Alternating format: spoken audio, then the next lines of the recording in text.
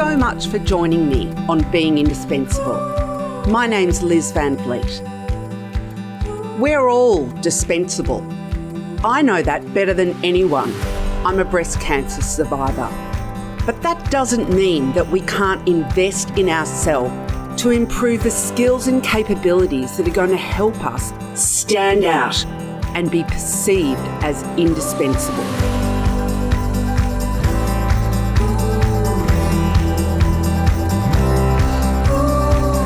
Being indispensable is also about the being side of the equation. Because if we're not looking after ourselves and our own well-being, then we have no hope of showing up as indispensable in the workplace.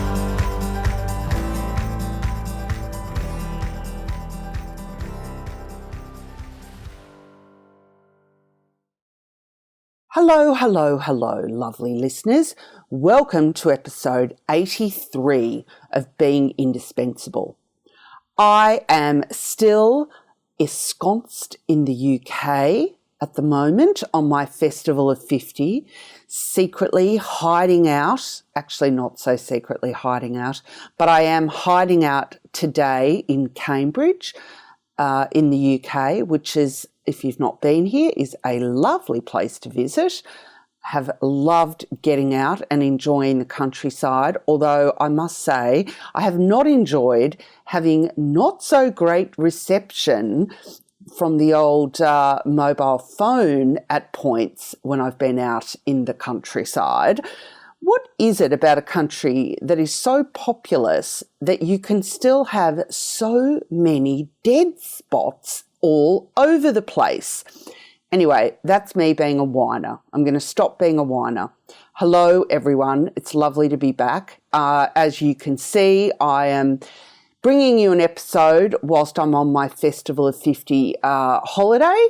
And this one is an indispensable skills episode. It is going to be short and sweet, though, because I obviously have to get out there and continue on my touristy ways. Actually, that's not true. Today I'm actually in the hotel room doing work because although I'm on holidays, I do have things that I need to get done. So today's episode is something that I wanted to share with you because it's a topic that I share in all of the training that I do face-to-face for groups of executive assistants. And it's on the topic of something called above and below the line behaviour. Now, you might have heard me mention it before, so apologies if I'm assuming you don't know what I'm talking about. But if I just pretend you've never heard of it, because I'm going to explain it. Okay, so I came across this concept a couple of years ago now when I was first researching the mindset that is required to be an indispensable assistant. And I found this concept of above and below the line, and I thought it was very relevant to the role of EA. So let me explain what I mean by it. So it ties into the whole concept of conscious leadership. Leadership is something that, as you know, I believe that executive assistants all have the opportunity to develop their leadership skills, that you don't need to manage people in order to be a leader, and that you can display leadership skills in so many ways as an executive assistant, both in terms of managing your manager and in terms of managing other people, other stakeholders, peers, colleagues, whoever that might be. So in the sort of concept of conscious leadership, a question that you can ask yourself, and I recommend that you ask yourself this question frequently, is the "where am I?" question. And what I want you to think about is a line. At any moment, we are either above or below the line. If we're above the line, we can think of ourselves as being open, curious, and committed to learning. If we're below the line, we're closed, we're defensive, and we're committed to being right. Now, if you're listening to this, you're probably thinking, well, actually, this above the line, below the line doesn't just apply to my, my professional role as an executive assistant and the leadership that I display in that role. This is a concept that you can use in all aspects of your life, because I know for me, there's plenty of times where I could ask myself that question in my personal life and well and truly find myself below the line. And I'm going to take you through some prompts to help you with that. But bottom line is that this is not just something that applies to us in our work life. It's also something that can be helpful. It's a concept that can be really helpful in our personal lives as well.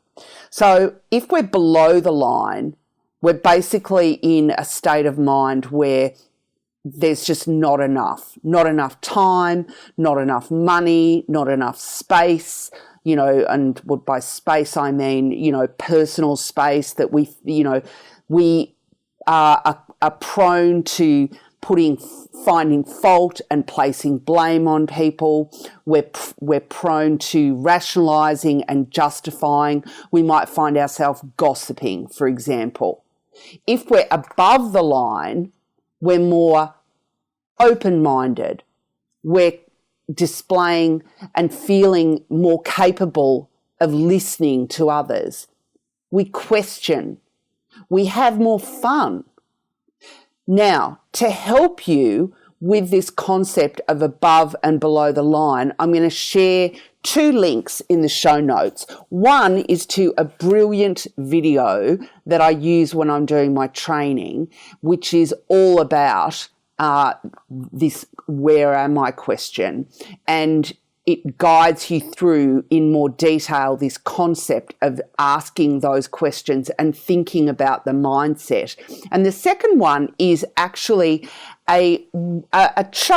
pretty much it's a PDF that you'll be able to print off, and it actually has some prompts for you of above and below the line thinking and behaviours. And, if you think about above the line, when we're above the line, we feel we're accountable. We're capable of finding better ways. We take responsibility. We make choices. We see possibilities. We take ownership and we seek solutions. When we're below the line, we ignore. We deny. We might procrastinate. We see problems and obstacles. We wait for others. We find fault. We might block. We might feel that we don't have control. These are all things that we can all relate to, because at any one time we will be either above the line or below the line in terms of our thinking and behaviour. And the other thing that I love about this concept is it really ties into my philosophy of progress over perfection, because it recognises that I'm actually going to refer to this as our monkey brain. In other podcast episode, I've sort of talked about that sort of primitive part of our brain that, developed when we were cavemen, and where we, that whole fight or flight reflex kicks in. But other people refer to it as our monkey brain, but effectively it's the same thing. It's the primitive brain. And it comes back to that thing of that things happen, but we can actually choose our response to it. But we can only choose our response to things if we can actually acknowledge the feelings and the reactions that we're having to situations. And so the thing with above and below the line behaviour is that we are pre-programmed, because of that monkey brain, to go below the line in terms of our thinking and behaviour.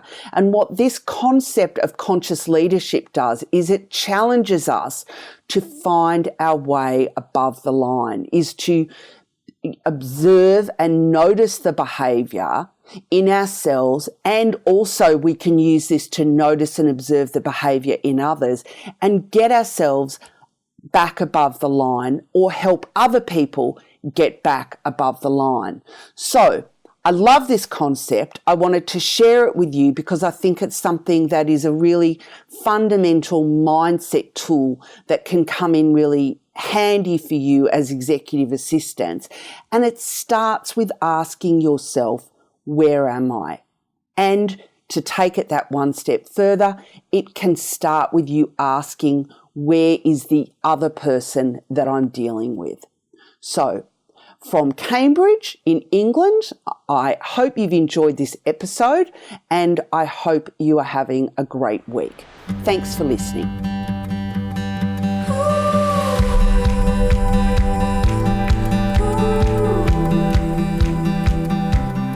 Thanks for listening to today's show. I hope you enjoyed it. If you'd like to see the show notes, head over to my website. It would be great if you haven't already done so. If you enjoyed the show, if you could kindly go to iTunes and leave a review. It helps other people find the show. Thanks for listening and have a great week.